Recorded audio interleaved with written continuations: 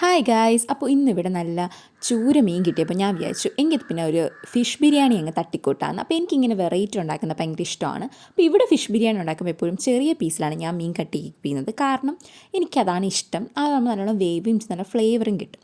അപ്പോൾ സാധാ മീൻ പൊരിക്കുന്ന അതേ മസാല തന്നെ കുറച്ച് ഇഞ്ചിയും വെളുത്തുള്ളിയും കൂടെ ആഡ് ചെയ്തിട്ടുണ്ടെന്നേ ഉള്ളൂ. എന്നിട്ട് നമ്മൾ നേരെ റൈസിൻ്റെ പരിപാടിയിലോട്ട് പോയി. പെട്ടെന്നുള്ള ബിരിയാണി ആയതുകൊണ്ട് നെയ്യൊന്നും വലുതായിട്ടില്ലായിരുന്നു, ഉള്ളത് വെച്ച് അഡ്ജസ്റ്റ് ചെയ്തു.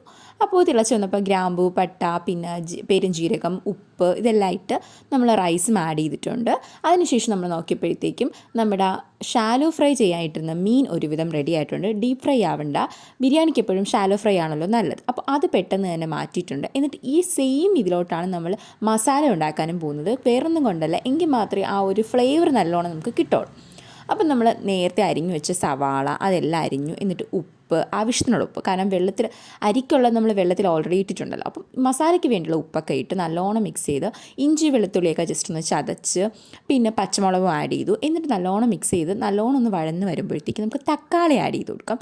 നല്ല പഴുത്ത തക്കാളിയാണ് ഏറ്റവും ബെസ്റ്റ്. ഇത് അത്ര പഴുത്തില്ല, അതുകൊണ്ട് കുറച്ച് വേവാൻ ഞാൻ കുറച്ച് അടച്ച് വെക്കേണ്ടിയൊക്കെ വന്നു.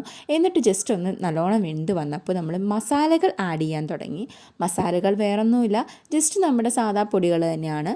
മഞ്ഞൾപ്പൊടി, മുളക് പൊടി ഇല്ല കേട്ടോ, മഞ്ഞൾപ്പൊടി, മല്ലിപ്പൊടി, പിന്നെ നമ്മുടെ ഗരം മസാല, പിന്നെ കുരുമുളക് ഞാൻ ജസ്റ്റ് കൂട്ടിയാണ് ഇട്ടേക്കണത്, കാരണം എനിക്ക് ആ ഫ്ലേവർ ഭയങ്കര ഇഷ്ടമാണ്. അപ്പോൾ ആ നല്ലോണം ഒന്ന് പച്ചമണം മാറുന്ന വരെ ആക്കിയതിന് ശേഷം ആവശ്യത്തിന് വെള്ളം.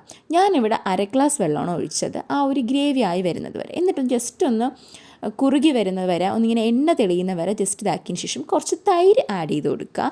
എന്നിട്ട് തൈര് നല്ലോണം ഒന്ന് മിക്സ് ചെയ്ത് വരുമ്പോഴത്തേക്കും നമുക്ക് ഇലയെന്ന് ഉദ്ദേശിച്ചത് പുതിനയില അല്ലെങ്കിൽ മല്ലിയില. ഇവിടെ പുതിനയില ഉള്ളായിരുന്നു, അതുകൊണ്ടാണ് പുതിനയില ഇട്ടത്. അത് നല്ലോണം ഒന്ന് ഇളക്കി മിക്സ് ആയതിന് ശേഷം നമ്മൾ നേരത്തെ മാറ്റി വെച്ച ഫിഷ് ഉണ്ടല്ലോ, അത് ഇതിലോട്ട് ഇപ്പോൾ ആഡ് ചെയ്ത് കൊടുക്കാം. എന്നിട്ട് ആ ഫിഷ് എല്ലാം മസാല ഇട്ട് ജസ്റ്റ് ഒന്ന് മിക്സ് ചെയ്യുന്ന രീതിയിൽ ഇങ്ങനെ ഒന്ന് ആക്കിയതിന് ശേഷം ഒന്ന് അടച്ച് വെക്കണം, എങ്കിൽ ആ ഒരു മസാല ആ ഫിഷിലോട്ട് നല്ലോണം ഒന്ന് പിടിക്കുള്ളൂ. അതിനുശേഷം നമുക്കിനി റൈസ് ആഡ് ചെയ്ത് കൊടുക്കാം. നമ്മൾ നല്ലോണം റൈസ് ഇങ്ങനെ സെറ്റ് ചെയ്ത് ആഡ് ചെയ്ത് കൊടുക്കും. ദമ്മിടുന്ന പോലെയൊന്നും ഇടേണ്ട ആവശ്യമില്ല. എന്നിട്ട് ഏറ്റവും ലാസ്റ്റ് നമ്മൾ കുറച്ച് മഞ്ഞൾപ്പൊടിയും വെള്ളവും കൂടെ മിക്സ് ചെയ്ത് ഒഴിച്ചു കൊടുക്കുന്നു, ആ ഒരു കളർ കിട്ടാൻ. എന്നിട്ട് നമ്മളൊരു 2 മണിക്കൂർ കഴിഞ്ഞിട്ടാണ് പിന്നെ തുറന്ന് നോക്കിയപ്പോൾ ഇതായിരുന്നു പരുവം. പിന്നെ അമ്മയാണിത് കോരുന്നത്, കാരണം മസാല വേണമെങ്കിൽ നമ്മൾ അടിയിൽ നിന്ന് ഇങ്ങനെ താത്ത് കോരണമല്ലോ. എനിക്ക് മസാല കൂടുതലുള്ളതാണ് ഏറ്റവും ഇഷ്ടം, അപ്പോൾ ഞാൻ അങ്ങനെയാണ് എപ്പോഴും ഉണ്ടാക്കുന്നതും.